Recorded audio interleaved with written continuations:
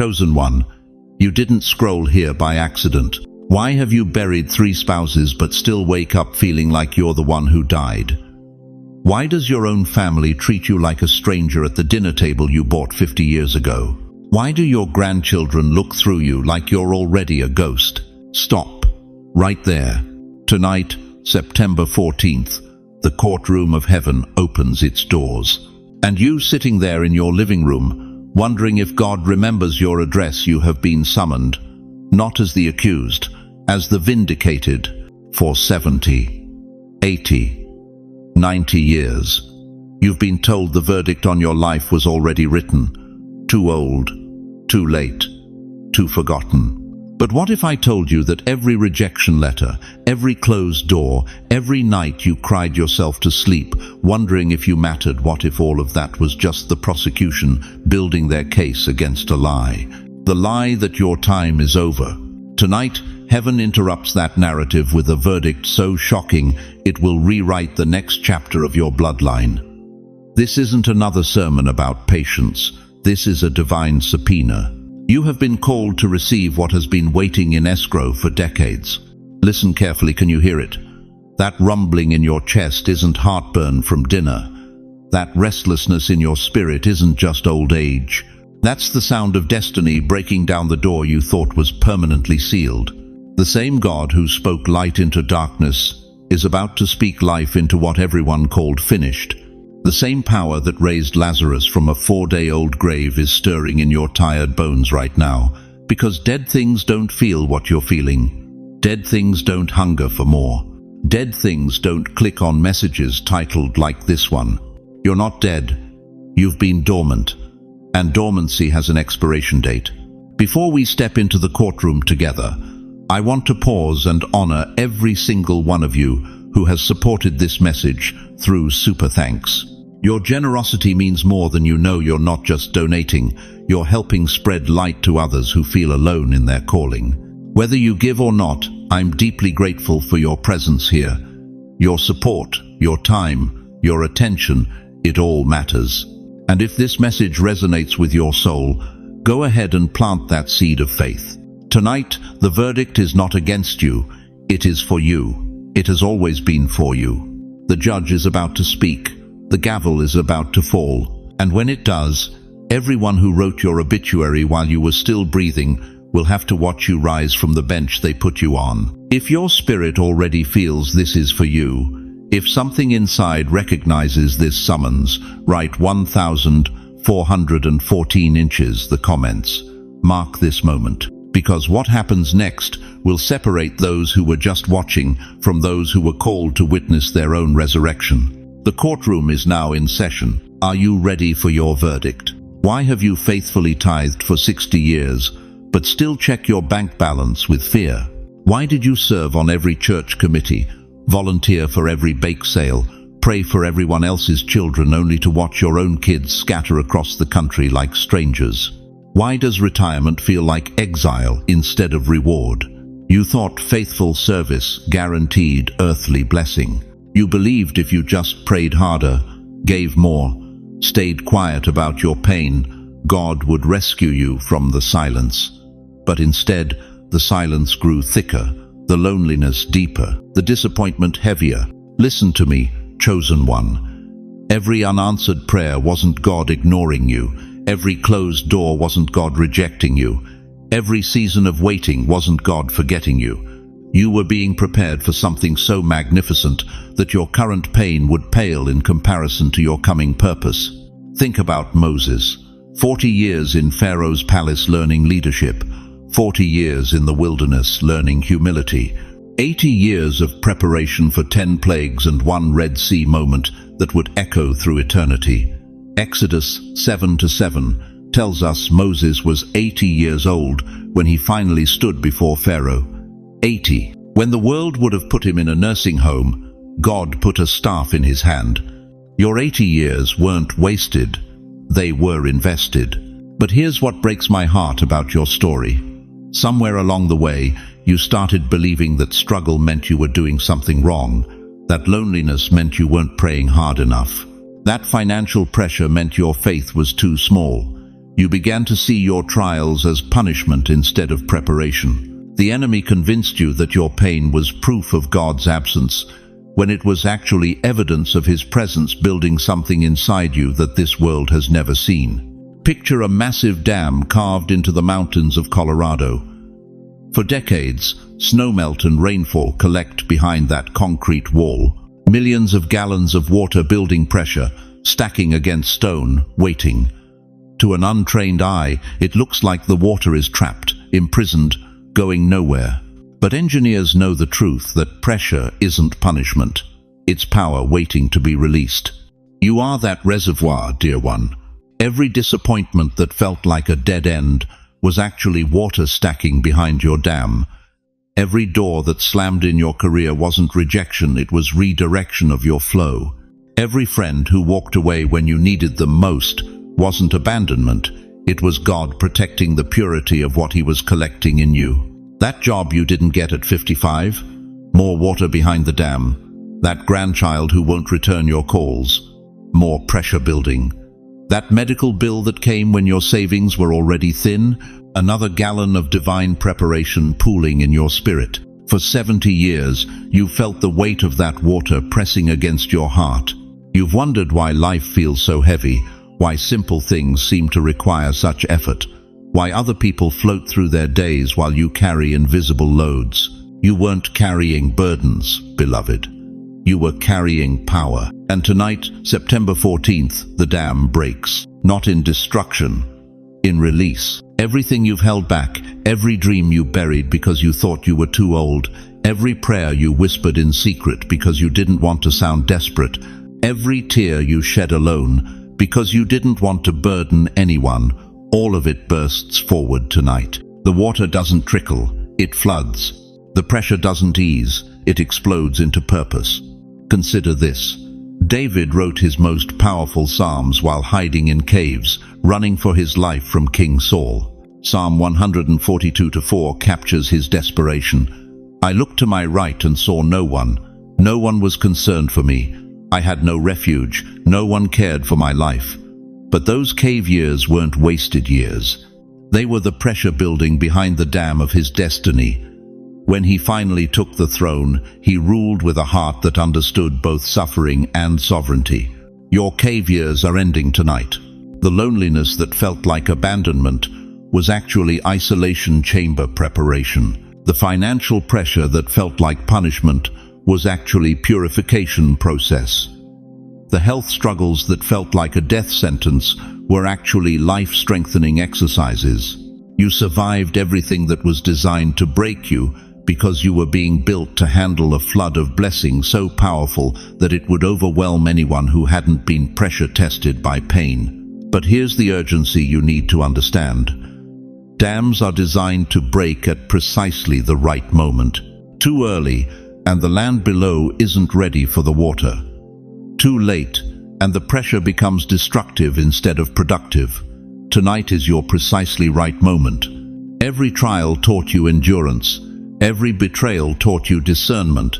Every loss taught you what truly matters. Every year of waiting taught you that God's timing isn't late, it's exact. The dam isn't breaking randomly, it's breaking strategically, at exactly the moment when your character matches your calling, when your wisdom matches your authority, when your heart is large enough to handle the overflow that's coming. Joseph understood this. Genesis 50:20 records his revelation. You intended to harm me, but God intended it for good to accomplish what is now being done, the saving of many lives. Every pit, every prison, every moment of being forgotten was pressure building behind the dam of his destiny. When Pharaoh finally called for him, Joseph didn't just get a job, he got control of the known world's economy. Your Pharaoh moment is tonight. The water that's been building behind your dam isn't just for you, it's for everyone downstream who needs what you've learned in the pressure. Your grandchildren who need to see that dreams don't have expiration dates. Your community that needs to witness what faithfulness looks like after it's been tested by fire. Your generation that needs proof that God hasn't forgotten the ones who've served Him quietly in the shadows. The dam breaks tonight because the world below is finally ready for the flood. If you've carried silent pressure for years, if you feel the weight of water building behind the walls of your heart, type "the dam breaks" below. Mark this moment when everything changes, because what happens next will prove that your pressure wasn't punishment, it was preparation for the most powerful chapter of your entire existence. You know what they've stolen from you? Your voice. For decades, they've convinced you that because you speak slower, think deeper, move with intention instead of panic, that somehow makes you irrelevant. They've made you believe that volume equals value. That noise means importance, that if you're not shouting over the chaos, you don't matter. But tonight, that lie dies. Listen to me, chosen one. When did we start believing that wisdom whispers while foolishness screams?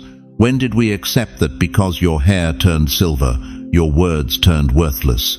When did we let a generation raised on screens and shortcuts convince us that their noise carries more weight than our tested truth? You've been silenced by a culture that worships youth and despises depth. They've made you feel invisible in restaurants where 20-something waiters look through you like you're already a ghost. They've made you bite your tongue in family gatherings where your own grandchildren roll their eyes at your stories. They've convinced you to shrink in church pews while amateur preachers half your age tell you about faith you've walked in longer than they've been breathing. But here's what they don't understand about the power you carry. Ecclesiastes 3:7 declares there is a time to keep silence and a time to speak.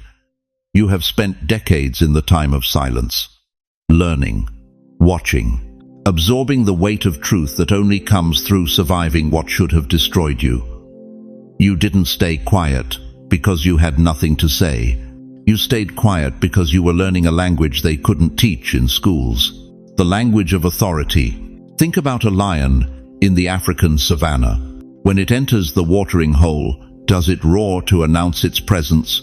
Does it pace and snarl and demand attention? No, it simply arrives, and every creature for miles feels the shift in the atmosphere. The lion's silence doesn't diminish its power, it amplifies it. That's what you've become, beloved. A lion who has learned that presence speaks louder than proclamation. You will walk into rooms tomorrow and something will be different. The grandson who used to interrupt your every sentence will find himself pausing mid-word. The daughter who used to dismiss your concerns will lean in when you speak. The pastor who used to rush past your handshake will linger, sensing something has shifted in your spirit. They won't understand what changed, but you will. Jesus himself understood this principle. For 30 years, the Son of God walked this earth in relative silence. No miracles, no sermons, no crowds, just quiet preparation. The religious leaders of his day probably looked at this carpenter's son and thought, if he had something important to say, wouldn't he be saying it by now? But when his time came, when he finally opened his mouth at 30 years old, the very ground trembled. He taught them as one having authority and not as the scribes. Matthew 7:29. Authority doesn't come from volume. It comes from depth. You have spent 70, 80, 90 years in the wilderness of silence, just like Moses. 40 years in Pharaoh's palace learning leadership. 40 years in the desert learning humility. And then, at 80 years old, when the world would have written him off as too old, too slow, too irrelevant, God said, now you're ready. Ready for what? Ready to split seas with a word. Ready to speak to Pharaoh with an authority that made an empire tremble. Ready to lead 2 million people with a voice that had been refined by decades of divine silence. That's your story tonight, chosen one. The silence they mocked was actually your seminary. Every time they talked over you, God was downloading wisdom into your spirit. Every time they dismissed your input, heaven was fine-tuning your frequency. Every time they made you feel like your voice didn't matter, the Almighty was preparing to give you a voice that would shake atmospheres. But here's what will shock you about this new authority. You won't need to raise your voice to use it. You won't need to argue or defend or prove anything. When you speak tomorrow, it will be with the weight of decades behind every word. When you enter a room, the very air will rearrange itself around your presence. The family members who used to cut you off mid-sentence will find themselves hanging on your every word. The doctors who used to rush through your appointments will suddenly have time to listen. The store clerks who used to treat you like a burden will find themselves offering help before you even ask. This isn't about demanding respect. This is about emanating authority. 1 Kings 19:11, 1-2 tells us that God was not in the wind, not in the earthquake, not in the fire, but in the still, small voice. The still, small voice, not the loud, demanding voice. Not the voice that fights for attention, the voice that commands attention simply by existing. That's the voice you're stepping into tonight. Your silence will become more powerful than their noise. Your pause will carry more weight than their paragraphs. Your single no will move mountains that their 1,000 yeses couldn't budge. The loudest roar tonight is not the sound of your voice finally being heard. The loudest roar tonight is your silence finally being felt. If you've ever been silenced, if you've ever been talked over, if you've ever been made to feel like your words don't matter, declare it now in the comments. My silence is my roar. Because what's about to emerge from your spirit isn't just a voice that speaks, it's a presence that transforms everything it touches. But this new authority comes with a responsibility that will test everything you thought you knew about your remaining years on this earth. The verdict is in. But before the gavel falls, heaven wants to show you the evidence. Look at your hands right now. Really look at them. Those aren't just wrinkled fingers. Those are the hands that held your dying spouse while they took their last breath. Those are the hands that signed bankruptcy papers when the market crashed in 2008. Those are the hands that shook as you held the diagnosis that said stage 3. And yet, you're still here. Do you understand what that means? Do you grasp the magnitude of what you've survived? Most people break under pressure. You became pressure resistant. Most people crumble when the heat gets turned up. You became heat-proof. Listen to me, chosen one. Fire has been your teacher, not your tormentor. When Margaret from Toledo buried her husband of 53 years, she thought the fire would consume her. When Robert from Queens lost his pension in the financial collapse, he believed the flames would finish him. When Dorothy from the Bronx heard, "You have 6 months to live," from her oncologist, she assumed the furnace of suffering would reduce her to ash. But here's what the enemy never calculated. Here's what hell couldn't predict. Fire doesn't destroy everything it touches. When fire meets paper, yes, it burns. When fire meets wood, it consumes. But when fire meets steel, something miraculous happens. It doesn't destroy the steel. It forges it. It makes it stronger. It makes it unbreakable. You are not paper. You are not wood. You are steel wrapped in human flesh. The book of Daniel tells us about 3 Hebrew boys, Shadrach, Meshach, and Abednego, thrown into a furnace heated 7 times hotter than normal. 7 times. The guards who threw them in died from the heat before they could step back. But these 3 men walked around in that fire like it was a Sunday afternoon in Central Park. When King Nebuchadnezzar looked into that furnace, he didn't see 3 men, he saw 4, and the 4th one looked like the Son of God himself. Do you know what that means for you tonight? When you were walking through your fire, losing your spouse, watching your savings disappear, fighting cancer, you weren't alone in those flames. There was another figure walking beside you, the same one who walked with those Hebrew boys. And just like them, you came out without even the smell of smoke on your clothes. The fire that should have destroyed your marriage when your husband started drinking, it didn't. Instead, it taught you how to love unconditionally. The fire that should have broken you when your daughter stopped calling, it didn't. Instead, it taught you how to pray without ceasing. The fire that should have finished you when the doctor said those words no one wants to hear, it didn't. Instead, it taught you that your life isn't measured in years, but in the lives you touch. Every flame that licked at your spirit was actually God's way of burning away everything that wasn't essential, everything that wasn't eternal, everything that wasn't you. You thought you were being destroyed. God was removing the dross. Malachi 3:3 says, "He will sit as a refiner and purifier of silver." But here's what most people don't understand about the refining process. The silversmith doesn't walk away while the fire burns. He sits, he watches, he guards that precious metal with his life because he knows exactly how much heat it can take, and he knows exactly when to remove it from the flames. You've been in God's refinery, beloved.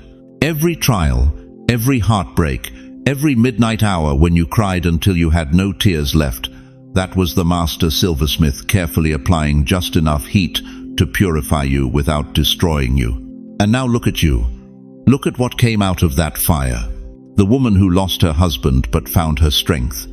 The man who lost his fortune but discovered his faith. The grandmother who battled cancer but became a warrior for her grandchildren's prayers. You didn't just survive the fire. You were transformed by it. But here's where it gets powerful. Here's where the story takes a turn that will shake you to your core. The fire that burned you will now announce you. Every scar from every battle is about to become your badge of authority. Every tear you cried in secret is about to become liquid gold in the kingdom of God. Every night you wanted to give up but didn't is about to become the testimony that saves someone else from giving up. The fire that was meant to consume you is about to become the flame that lights the way for others walking through their own furnace. Isaiah 61:3 promises that God will give you beauty for ashes, the oil of joy for mourning, the garment of praise for the spirit of heaviness.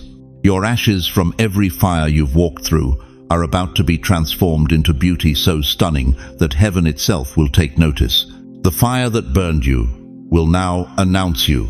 When you walk into a room, people will sense something different. They won't be able to name it, but they'll feel it. It's the presence of someone who has been tested by fire and came out refined.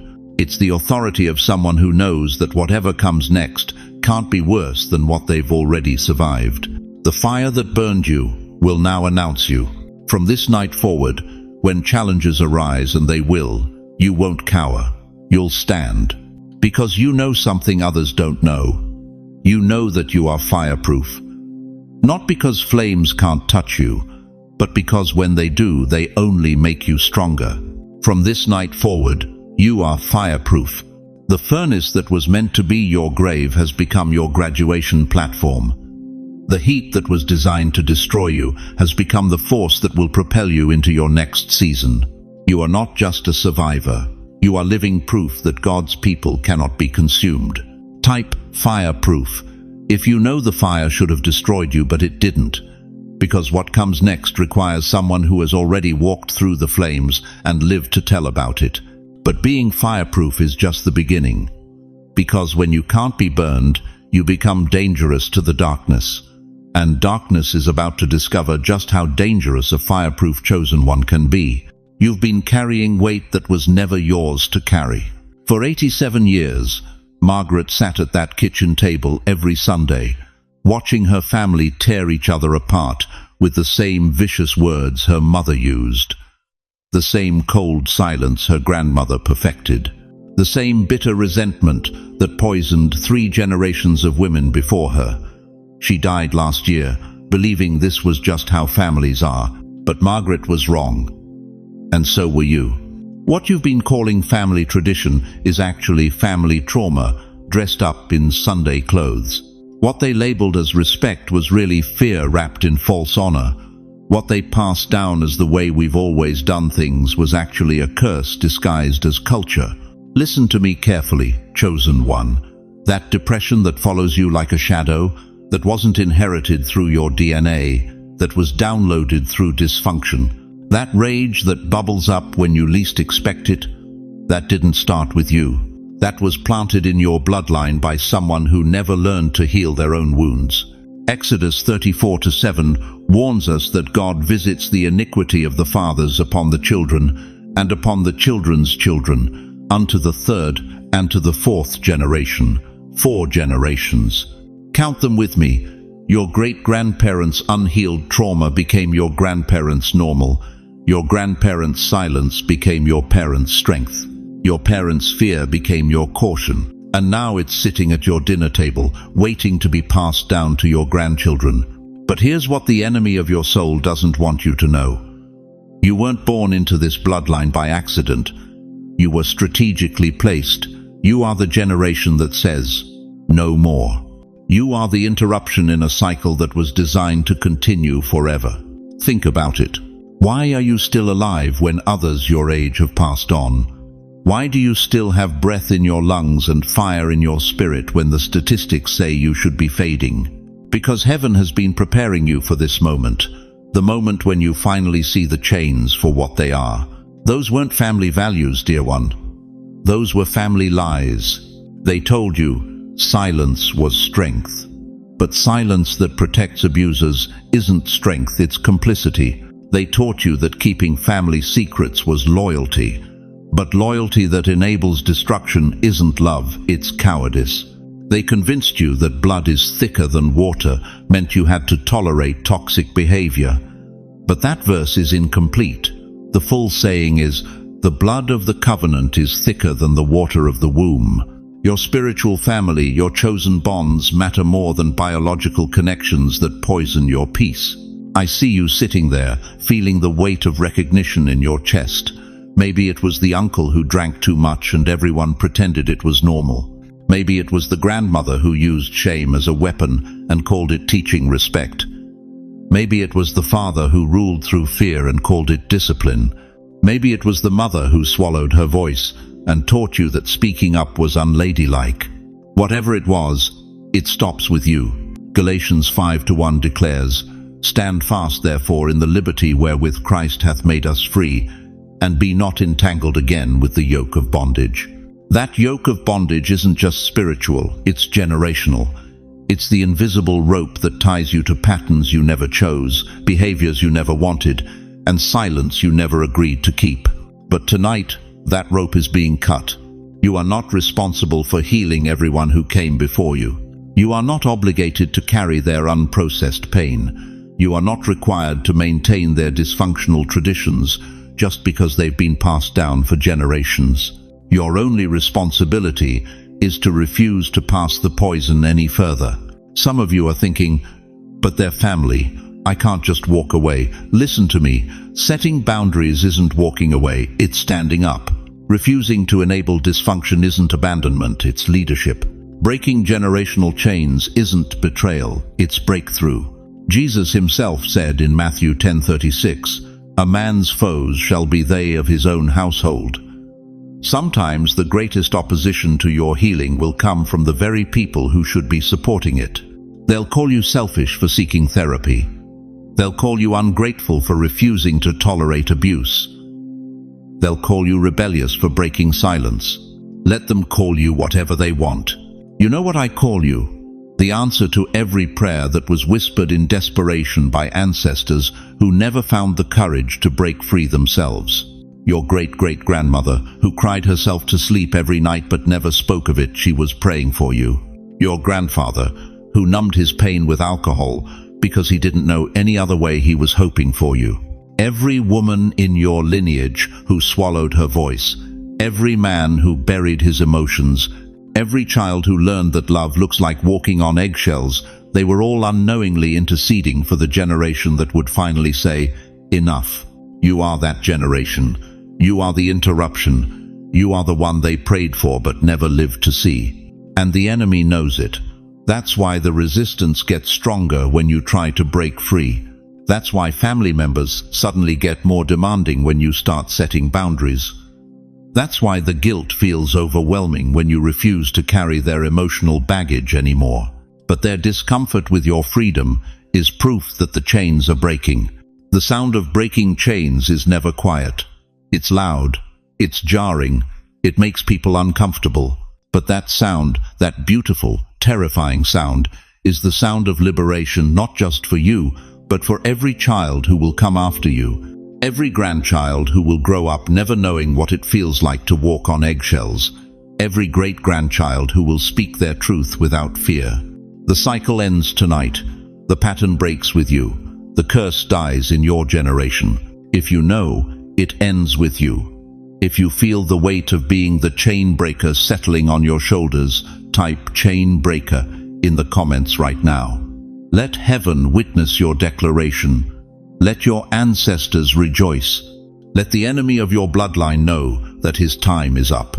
Because what happens next will require the courage of someone who knows they weren't placed here just to endure the family dysfunction, but to destroy it forever.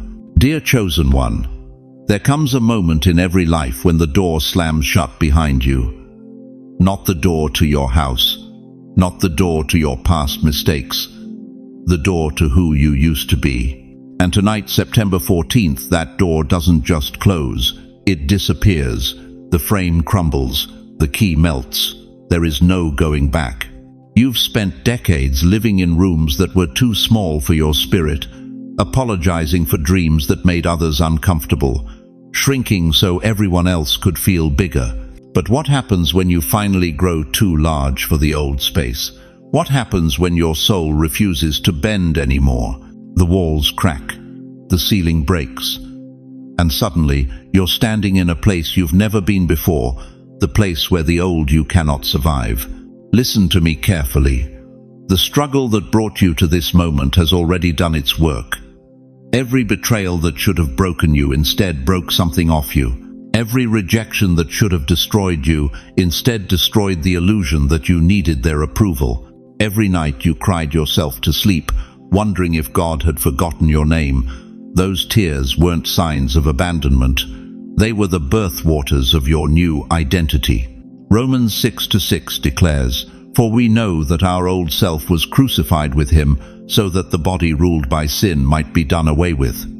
But here's what most people miss: crucifixion isn't gentle. It's violent. It's final. It's irreversible. Your old self isn't being healed tonight. It's being buried. And what rises from that grave cannot be denied. You want to know why the last 5 years felt like hell? Because hell was trying to kill what heaven was birthing. You want to know why every door slammed shut just when breakthrough seemed within reach? Because God was protecting you from settling for less than total transformation. You weren't being delayed. You were being prepared for an upgrade so complete that the old operating system had to be completely wiped clean.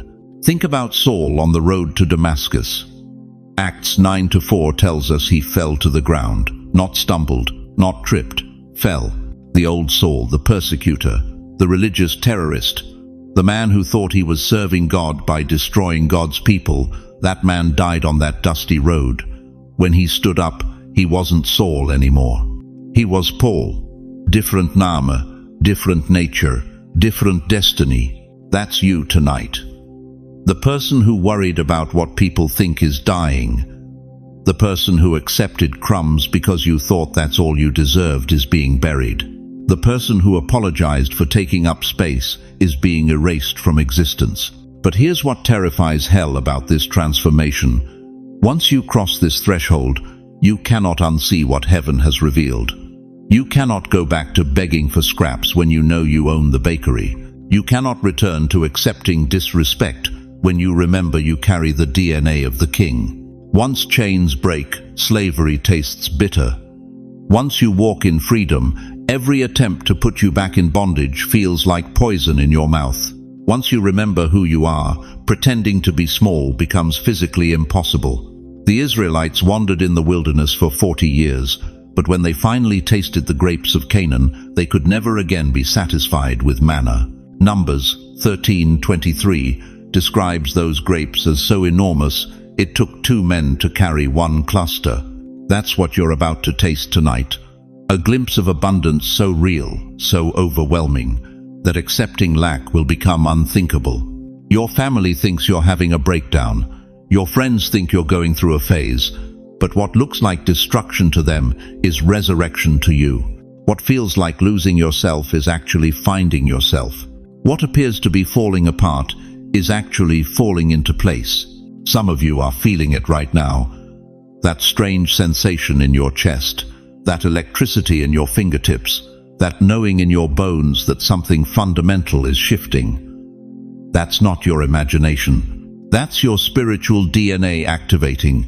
That's the frequency of heaven downloading into your earthly operating system. But I need you to understand something that will shake you to your core. This transformation cannot be stopped. Even if you wanted to crawl back into the small life you're leaving behind, you'd find it no longer fits. Like trying to stuff a butterfly back into its cocoon. Like asking an eagle to nest with sparrows. Like forcing the ocean back into a bottle. You are not becoming stronger tonight. Strength implies you could still be weakened. You are not becoming wiser. Wisdom suggests you could still be fooled.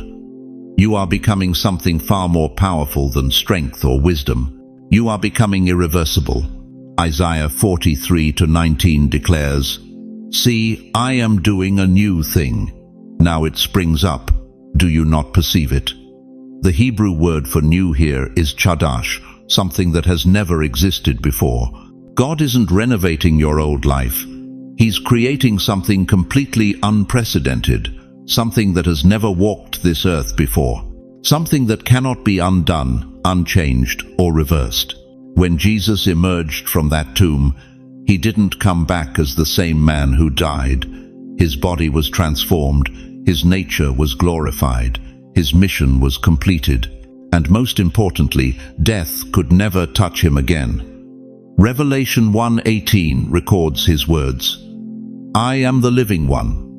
I was dead, and now look, I am alive forever and ever." That's the irreversible shift happening in your life tonight. What died in you will never live again. What's being born in you will never die again. So here's my question for you, chosen one, and answer it not with your mind, but with your spirit. Are you ready to let the old you die? Are you ready to stop grieving for a version of yourself that was never meant to survive this moment? Are you ready to embrace a transformation so complete that everyone who knew you before will have to get to know you again? Because once you step through this doorway, there's no going back. The old you cannot survive this night. The new you cannot be denied. Write it boldly in the comments. Let heaven and earth witness your declaration. I am irreversible. Because after tonight, that's not just what you'll become. That's what you'll always have been, finally unveiled. The courtroom isn't empty, beloved. Look up. Do you see them? Row upon row, stretching back through generations, your grandmother, who scrubbed floors until her knuckles bled, praying for breakthrough she never lived to see. Your grandfather, who worked 3 jobs and still came home to kneel beside his bed, whispering desperate prayers into the darkness. Your great-great-grandmother, who bore children in poverty but never stopped believing God had a plan for her bloodline. They're all here tonight, leaning over the balcony of eternity, watching you. Heaven isn't some distant, empty space. Tonight, it's a packed stadium.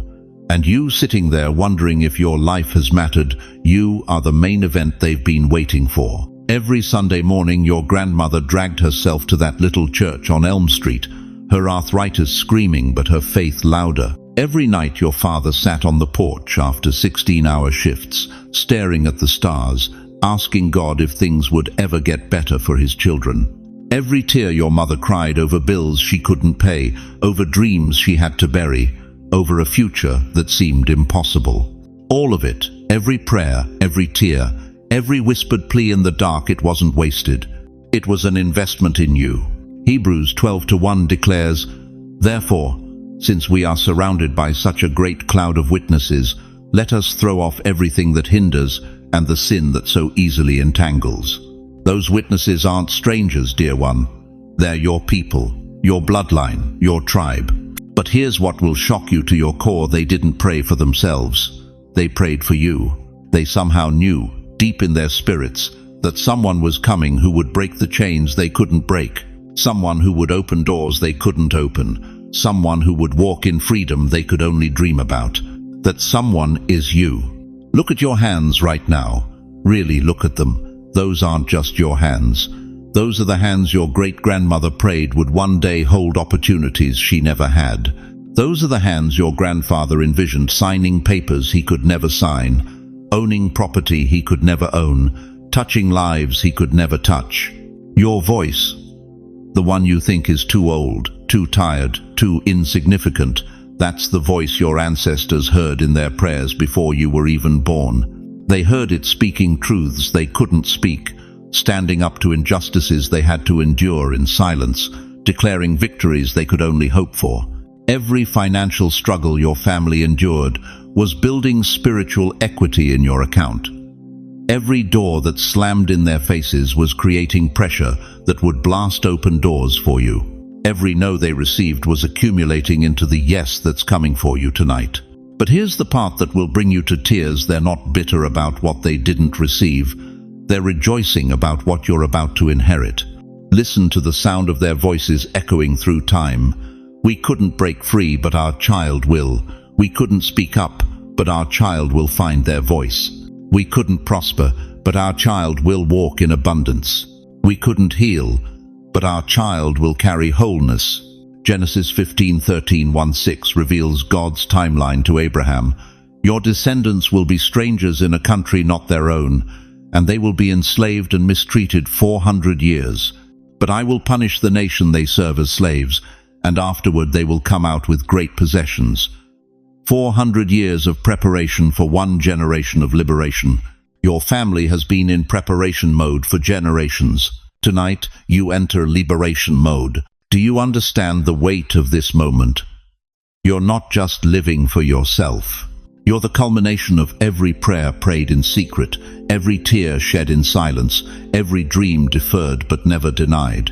Your grandmother's prayers for financial breakthrough, they're manifesting through you. Your father's dreams of respect and recognition, they're being fulfilled in your story. Your mother's hopes for a family that finally prospers, you are that prosperity walking on two legs. But this comes with sacred responsibility. When you succeed, it's not just your success, it's theirs. When you break through, you're not just breaking through for yourself, you're breaking through for every ancestor who hit the ceiling you're about to shatter. This is why the enemy has fought you so hard. This is why every step forward has been met with resistance. This is why you felt like you're carrying more weight than other people. Because you're not just carrying your own destiny, you're carrying the accumulated destiny of generations. But tonight, that weight transforms from burden to blessing, from pressure to power, from struggle to strength. Right now, can you feel them? Your grandmother is nodding, saying, "That's my child." Your grandfather is standing up in heaven's bleachers, pointing and saying, "That's my bloodline." Your great-great-grandmother is wiping tears of joy, saying, "Finally, finally, someone who will finish what we started." You are the answer to their prayers, not someday. Tonight, every chain they couldn't break stops at you. Every ceiling they couldn't pierce shatters under your authority. Every door they couldn't open swings wide at your approach. But here's the urgent truth that should grip your soul. This isn't just about receiving. This is about responsibility. They passed the baton to you, and now you must run. They planted seeds in tears, and now you must harvest in joy. The clock is ticking. The stadium is watching. The witnesses are waiting. Your ancestors didn't endure decades of pain, so you could waste your breakthrough in self-doubt. They didn't pray through poverty, so you could remain small. They didn't sacrifice, so you could stay safe. If you know this is true, if you can feel their presence, their prayers, their expectations pressing on your spirit right now, comment, "I am their answer." Because when you finally understand that you're not just chosen for yourself, but chosen for generations, everything changes. But are you ready for what that level of responsibility demands? Chosen one, there comes a moment when the tables turn, when the long years of chasing, striving, and stretching finally end, and the current of life itself begins to move toward you. That moment is tonight. You've spent decades reaching for clarity, for support, for proof that you're on the right path, reaching for your children's approval, reaching for financial security that seemed to slip through your fingers like water, reaching for purpose while the world whispered you were past your prime. But what if I told you that every closed door, every delayed answer, every moment when you felt forgotten wasn't God ignoring you, it was God calibrating you? Think about a magnet, dear one. Before it can attract iron, it must be properly charged. The process looks like nothing is happening. Metal sits motionless, but beneath the surface, every molecule is being aligned, oriented, prepared for the moment when its magnetic field activates. That's been your life. Every rejection was reorientation. Every delay was divine calibration. Every season of silence was heaven fine-tuning your frequency until the moment when destiny itself would be pulled into your orbit. Look at Abraham. Genesis 12:1 tells us God called him at 75 to leave everything and follow a promise he couldn't see. But notice what happened next. Abraham didn't chase blessing. Blessing chased Abraham. Kings sought him out. Nations wanted his favor. Wealth flowed to him like rivers seeking the sea. Why? Because when you're properly aligned with divine purpose, you don't pursue your destiny.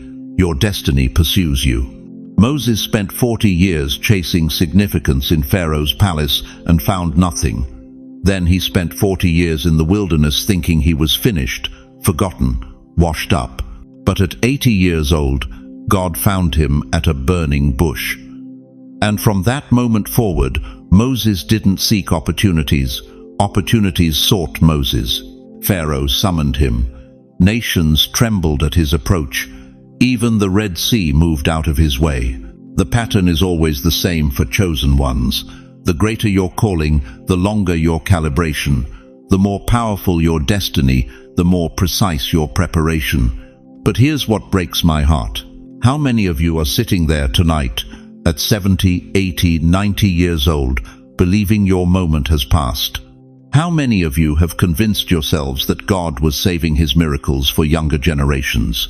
That's the cruelest lie the enemy ever whispered. Because what he knows and what you're about to discover is that spiritual magnetism doesn't diminish with age. It intensifies. Your gray hair isn't a sign of decline. It's a crown of wisdom that draws the right people into your orbit. Your slower pace isn't weakness. It's the measured walk of someone who has learned not to chase what isn't meant for them. Your quiet confidence isn't resignation. It's the settled assurance of someone who finally understands their worth. Tonight, the magnetic field around your life activates, and when it does, watch what happens. People who ignored you will suddenly need your counsel. Opportunities you never applied for will land in your lap. Resources you never asked for will flow toward you like metal filings drawn to a magnet. Ideas will come to you complete, as if they've been waiting backstage for your cue. Jeremiah 29:11 declares, "For I know the plans I have for you, plans to prosper you and not to harm you, to give you hope and a future." Notice God doesn't say he might have plans. He says he knows the plans, present tense, active, alive. Those plans have been circling your life like satellites, waiting for the magnetic pull to activate. Every prayer you thought went unanswered was actually being stored, collected, prepared for this moment when heaven releases them all at once. But here's the part that will shake you to your core. This isn't just about personal blessing. This magnetic destiny is about positioning. God is drawing you into alignment not just to receive, but to become a magnet for others. Your grandchildren who barely call will suddenly find themselves drawn to your presence. Your neighbors who never gave you a second glance will start seeking your advice. Strangers will approach you in grocery stores, sensing something they can't name but desperately need. You think you're just getting older. No, dear one, you're becoming a spiritual lighthouse. And lighthouses don't chase ships. Ships navigate toward lighthouses. This is why Jesus said in John 12:32, "And I, when I am lifted up from the earth, will draw all people to myself." When you're properly positioned in divine purpose, you don't need to convince anyone of your value. Your very presence becomes convincing. Look at Anna the prophetess in Luke 2, 84 years old, widowed, spending her days in the temple. The world would have called her irrelevant, invisible, past her usefulness. But when the Christ child was brought to the temple, it was Anna, not the young priests, not the religious leaders, Anna who recognized the Messiah and proclaimed him to all Jerusalem. Why? Because her magnetic field was properly aligned with heaven's frequency. Destiny didn't avoid her because of her age. Destiny found her because of her positioning. The same reversal is happening in your life right now. The very things you've been chasing, respect, financial security, family connection, purpose, they're about to start chasing you. Not because you've earned it, but because you've finally been calibrated to receive it. Life will now run toward you, eager to align. Resources that seemed scarce will become abundant. Relationships that felt forced will become effortless. Doors that were sealed will swing open at your approach. But this magnetic destiny requires one thing from you: the courage to stop chasing and start receiving. The wisdom to recognize that your season of pursuit is over and your season of attraction has begun. If you're ready for this reversal, if you're prepared to let destiny hunt you instead of you hunting destiny, type "Destiny finds me" in the comments right now. Because what happens next will prove that the magnet of divine purpose has been charging in your life for decades, and tonight it finally activates. The question isn't whether you're worthy of this magnetic destiny. The question is whether you're ready to handle what happens when everything you've ever needed starts moving toward you at once. Listen to me, chosen one. For decades, you've been living under a spell, a hypnotic trance, so deep, so convincing, that you believed the whispers more than you believed the word of God.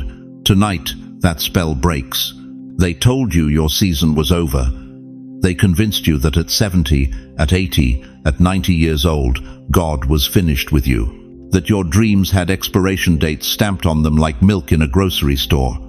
But where in Scripture does it say the Almighty has a retirement plan for His chosen ones? Moses was 80 when he stood before Pharaoh. Abraham was 99 when God promised him a son. Caleb was 85 when he declared, "Give me this mountain."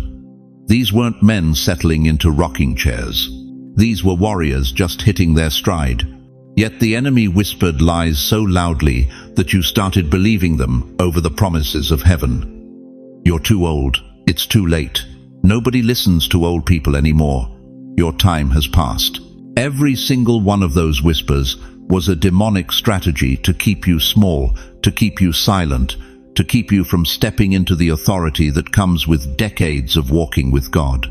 What looked like rejection was protection. What looked like silence was strategy.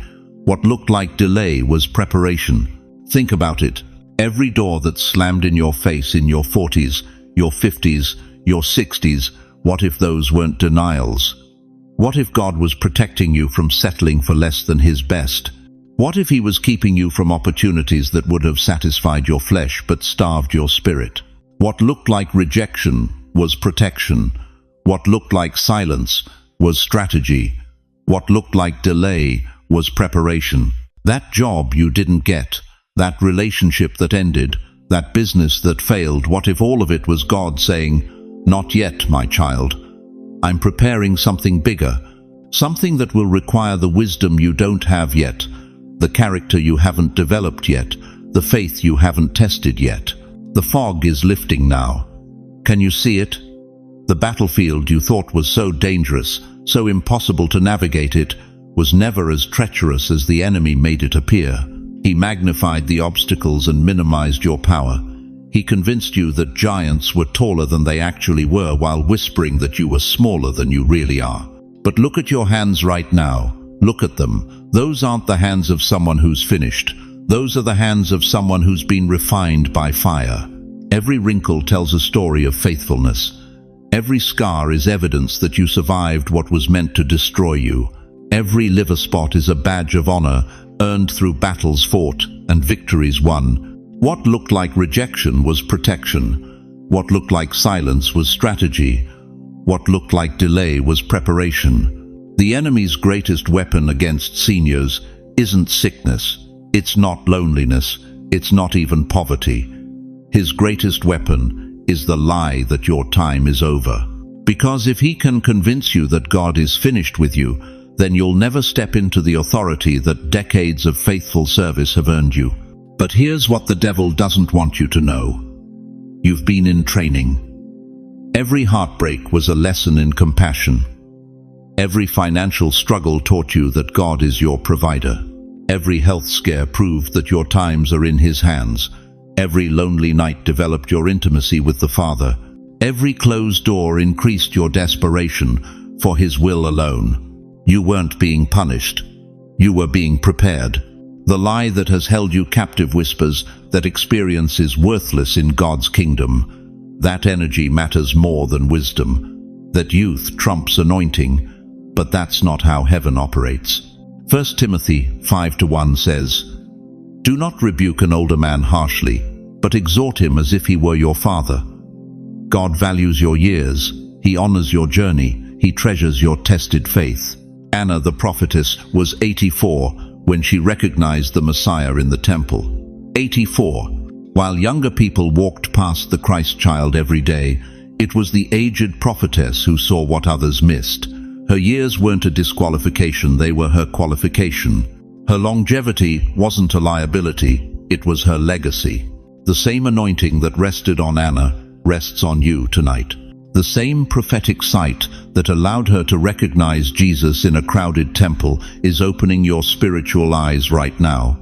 You've been dismissed, overlooked, underestimated, but that ends tonight.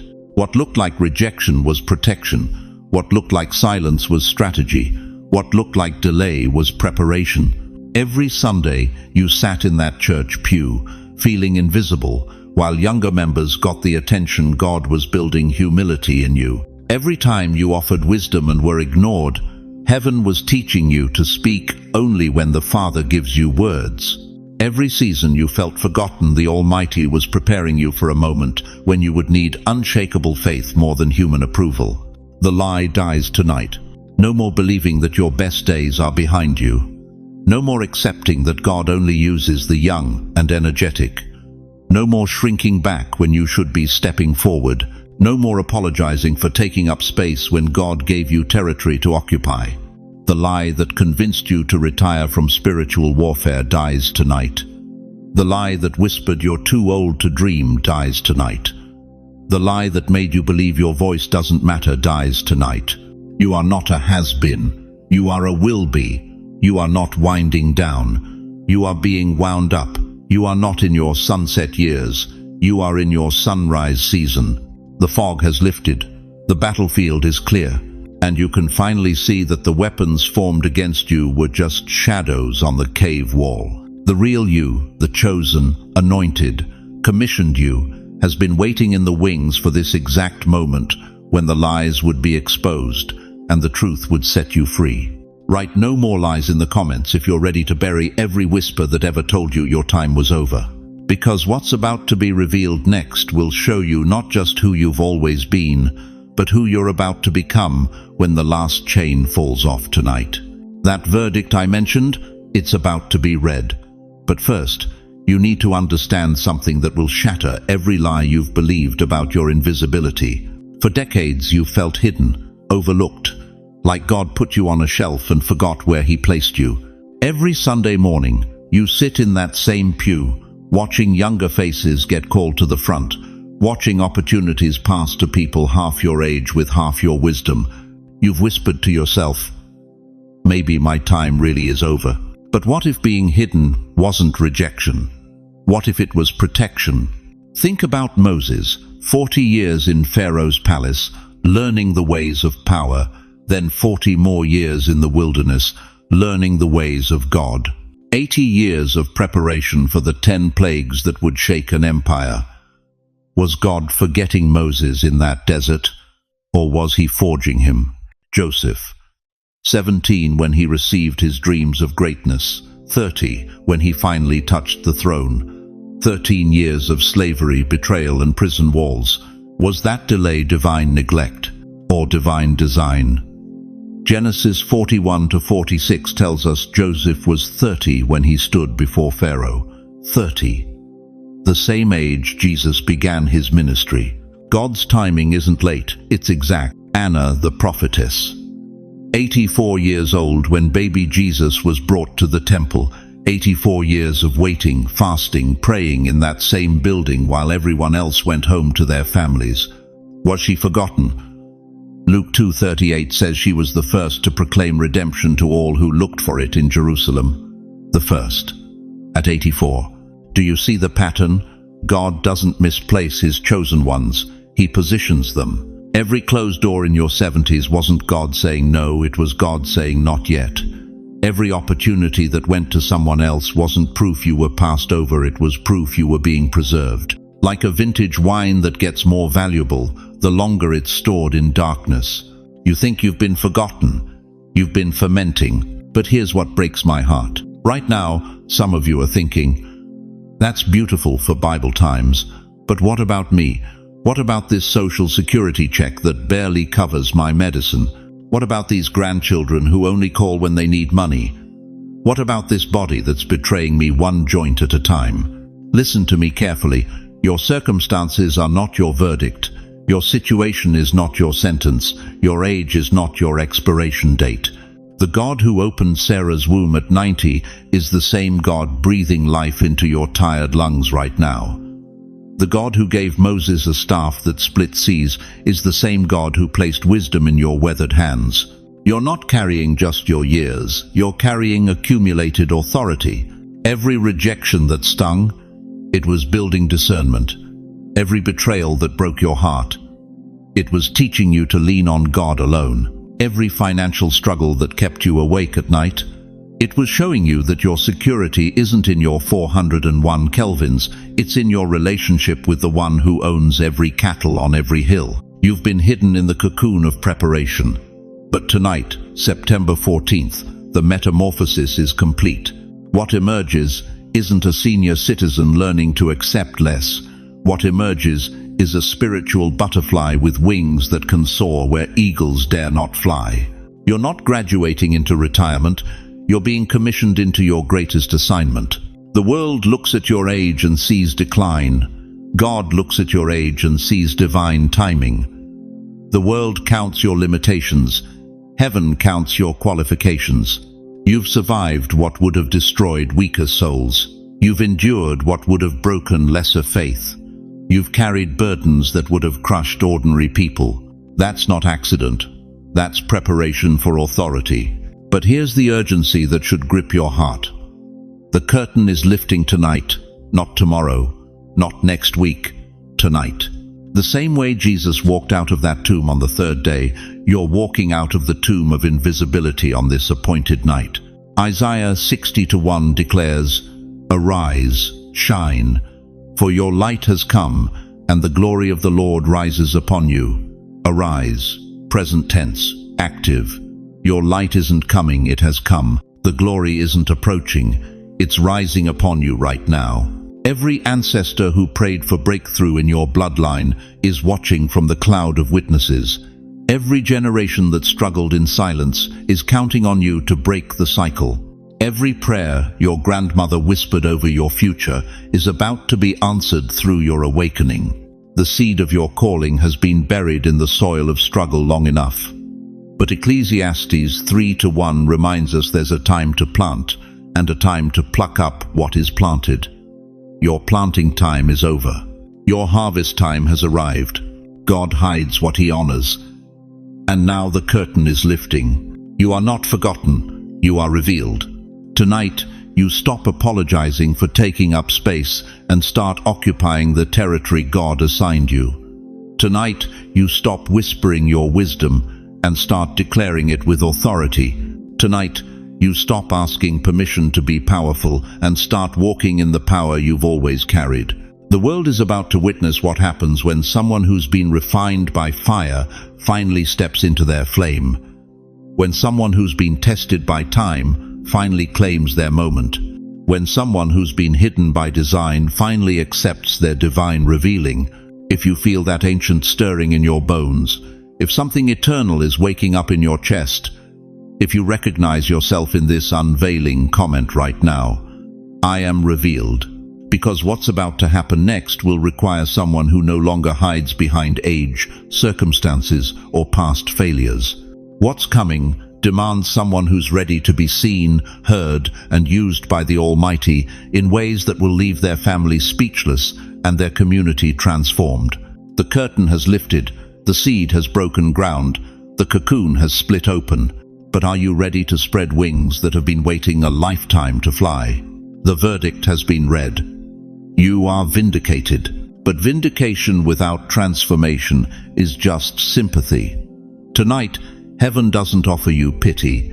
It offers you exchange. Look at your hands right now. Those weathered palms that have held dying spouses, signed foreclosure papers, and counted pills instead of blessings. Those hands are about to become altars. Because what you're carrying tonight, that bone-deep weariness, that crushing loneliness, that fear that you've outlived your purpose, none of that belongs to you anymore.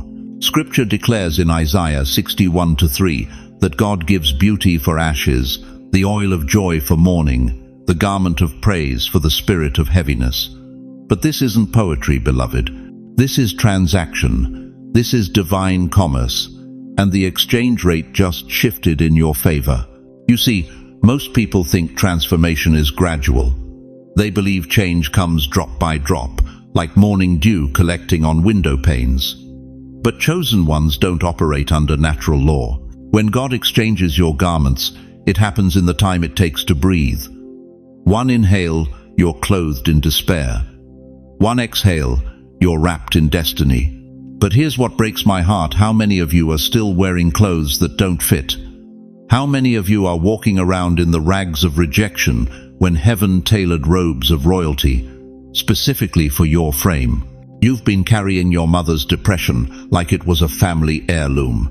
You've been wearing your father's anger like it was your birthright. You've been draped in the failure of relationships that ended 30 years ago. But those garments were never yours to wear. Tonight, at this sacred altar, you strip them off. Say it with me. I exchange weakness for strength. Feel those words leave your lips like old skin falling away. I exchange sorrow for joy. Let that declaration rumble in your chest until it shakes loose what shouldn't be there. I exchange fear for boldness. Speak it until the sound of your own voice surprises you. This is happening right now. Not tomorrow after you've prayed more. Not next week after you've gotten your life together. Right now, as these words penetrate the atmosphere around you, heaven's wardrobe department is working overtime. You know what the enemy fears most about this exchange? It's not just that you get stronger, it's that you get dangerous. Because a senior citizen who has been through hell and emerged clothed in heaven's authority, that person doesn't negotiate with darkness anymore. They command it to leave. Peter walked on water not because he was special, but because Jesus said, "Come." And when Jesus calls you out of the boat of your limitations tonight, the same power that held Peter's feet above the storm is about to hold you above every circumstance that tried to drown you. I exchange weakness for strength. Say it again. Feel the currency of your confession, purchasing what prayer alone couldn't buy. I exchange sorrow for joy. Let that joy start as a whisper and build to a roar in your chest. I exchange fear for boldness. Boldness to finally tell your adult children how they've treated you. Boldness to stop apologizing for taking up space.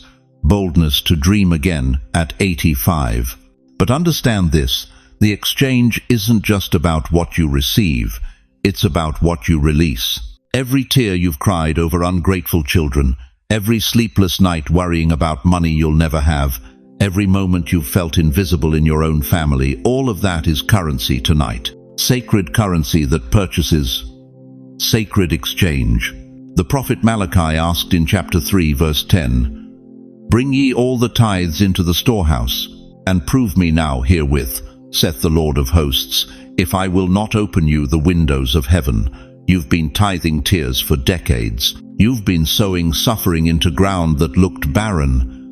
But tonight, heaven opens windows you didn't even know existed. I exchange weakness for strength. The strength to say no to what drains you. I exchange sorrow for joy. The joy that doesn't depend on circumstances but radiates from certainty. I exchange fear for boldness. The boldness to occupy your rightful place in every room you enter. This is the crescendo of your life story, beloved.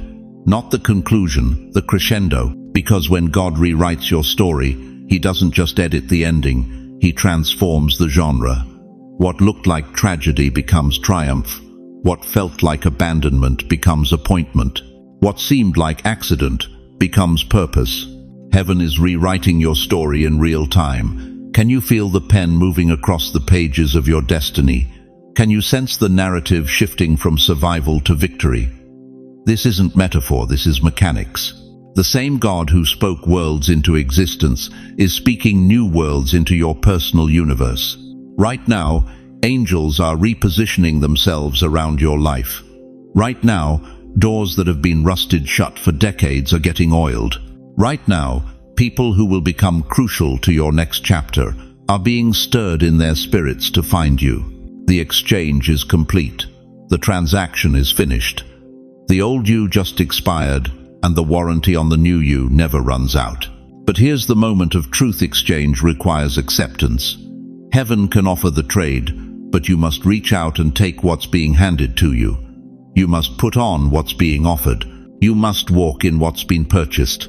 If you accept this sacred exchange, if you're ready to strip off what never belonged to you and wrap yourself in what heaven tailored specifically for your destiny, type these 3 words: I receive it. Because what happens next requires someone who knows they're no longer wearing rags. Beloved chosen one, as we reach the end of this sacred encounter, I need you to carry these eternal truths with you, like precious stones in your heart. Remember this: tonight was not just another message you stumbled across while scrolling through YouTube. This was your divine appointment. The courtroom of heaven opened specifically for you. The sacred exchange we witnessed together, your weakness for his strength, your sorrow for his joy, your fear for his boldness, that transaction is complete and irreversible. Remember this: you are not too old, too late, or too forgotten. Moses was 80 when God called him to his greatest assignment. Sarah was 90 when she birthed the impossible. Anna was 84 when she proclaimed the Messiah. Your birth certificate is not your expiration date, it's your qualification certificate. Remember this: the garments of glory you put on tonight don't fade with morning light. What heaven clothes, earth cannot unclothe. What God vindicates, man cannot invalidate. What the Almighty exchanges, circumstances cannot reverse. But hear me clearly. You are not walking this path alone, even when the road feels uncertain. Even when doubt whispers lies in your ear, the same God who interrupted your ordinary evening with this extraordinary message is still working behind the scenes of your life.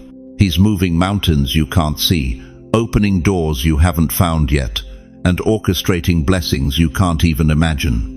And beyond God's presence, you have something beautiful right here, right now. Look around these comments. See these hearts connecting. Feel these spirits resonating. You found your tribe, chosen one. This isn't just a YouTube channel. This is a community of believers who understand your journey, who've walked similar paths, who are ready to stand with you in prayer and encouragement. We are here. We see you. We believe for you when your faith feels fragile. Let me ask you this final question, and let it settle deep in your spirit. Now that heaven has rewritten your story, now that you've been clothed in garments of glory, now that you understand you are vindicated and not forgotten, what will you do with this truth tomorrow morning when you wake up? Will you walk differently? Will you speak with new authority?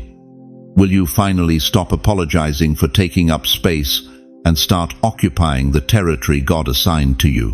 Before I release you into your destiny, I want to place my hand on your shoulder through these words and pray over your life with the authority of someone who has walked with God for 5 decades and seen his faithfulness in every season. Let me pray for you. Heavenly Father, creator of all things, the Ancient of Days who sees the end from the beginning, I come before your throne right now, carrying every precious soul who has stayed with me through this entire message. Lord, you see them not just where they are, but where you're taking them. Not just their current struggles, but their coming victories. Father, I pray for divine strength to flood their tired bodies right now. Let energy flow into bones that have carried too much for too long. Breathe fresh life into lungs that have sighed too many sorrows. Restore vitality to hearts that have been broken too many times. God, I pray for their families, the children who have grown distant, the grandchildren who seem like strangers, the relatives who have forgotten their value. Soften hearts, Lord. Restore relationships. Bring healing to decades of misunderstanding. I pray for their finances, Father. You know the bills on their kitchen tables, the medications they can't afford, the repairs they've been postponing. You are Jehovah Jireh, their provider. Open windows of blessing that cannot be shut. Send unexpected provision from directions they haven't even thought to look. Lord, I pray for their health. Touch every aching joint, every failing organ, every system in their bodies that isn't functioning as you designed. You are the God who makes all things new. Let that renewal begin in their physical frames tonight. Most importantly, Father, I pray for their spirits. For too long they've felt invisible, irrelevant, forgotten. But you see them. You have plans for them. Give them supernatural confidence in who you've called them to be. Silence every voice that says their time is over. Amplify every whisper of destiny that says their greatest days are ahead. Surround them with divine protection. Send angels to guard their steps. Give them discernment to recognize the right people and the wisdom to avoid the wrong ones. Order their steps, Lord, and make their paths straight. And Father, use their testimonies. Let their transformation become hope for others who feel forgotten. Let their breakthrough become proof that you still move mountains. Let their lives become living sermons of your faithfulness. In the mighty name of Jesus, who sits at your right hand interceding for us all, I seal this prayer with faith, hope, and unshakable love. Amen. Now, beloved, I want to hear from you. In the comments below, share what God spoke to your heart tonight. Tell us what shifted in your spirit. Ask for prayer. This community will surround you with intercession. Share your testimony of how God has been faithful in your life, because someone watching needs to hear that He's still in the miracle business. And please, if this message touched your soul, share it with someone who needs to hear it. There's a senior citizen in your life right now, maybe in your family, maybe in your neighborhood, maybe someone you haven't talked to in years who feels exactly like you felt when you first clicked on this video. They need to know they're not forgotten. They need to know their story isn't over. They need to know there's a community here that understands their journey. If this is your first time joining our family, welcome home. Hit that subscribe button and ring the notification bell, because your breakthrough journey is just beginning. We gather here every week to be reminded of who we are in Christ, to encourage one another, and to believe together for the impossible. Thank you for staying with me through this entire message. Thank you for opening your heart to receive what heaven wanted to pour into you tonight. Thank you for being brave enough to believe that maybe, just maybe, your best days really are ahead of you. Until we meet again, walk in the authority of who you are. You are chosen, you are beloved, you are vindicated, and you are never, ever alone. Go now and let the world see what happens when someone who's been through hell finally steps into their heaven-ordained destiny. God bless you mightily, chosen one. Your resurrection has already begun.